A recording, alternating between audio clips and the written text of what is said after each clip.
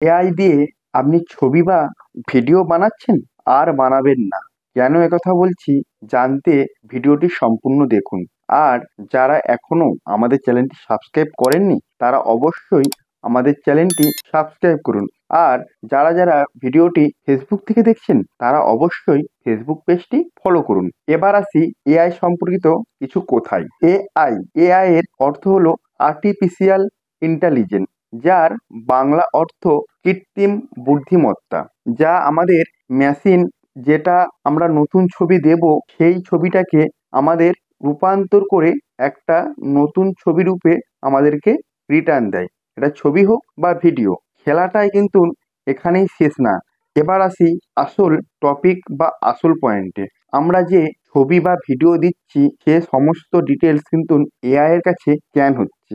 এই যে এআই এর কাছে স্ক্যান হচ্ছে, এর মানে আমাদের শরীর বা আমাদের শরীরের যাবতীয় যে ভিডিওগুলো আমরা এআই কে পোস্ট করছি বা এআই এর কাছে জমা দিচ্ছি, সেটা পুরোটা এআই আমাদের শরীর বা সমস্ত কিছু স্ক্যান করে। আমি কি বলছি আপনারা বুঝতে পারছেন তো? এই স্ক্যান করার ফলে আমাদের শরীরের অঙ্গ প্রত্যঙ্গের কোথায় কি আছে সেটাও কিন্তু স্ক্যান হয়। অতএব আমাদেরকে এআই এর মাধ্যমে উলঙ্গ হিসাবে দেখা যায়। এবার ভাবুন, আপনি কি এআই দিয়ে ফটো এডিট বা ভিডিও এডিট করবেন? আচ্ছা, আমার কথাটা নয় বাদ দিন, সংবাদ মাধ্যম কি বলছে চলুন একবার দেখে আসি। একটি মেয়ে এই সোশ্যাল মিডিয়ায় ট্রেন্ড দেখে তার নিজের ছবিটা আপলোড করেছিল।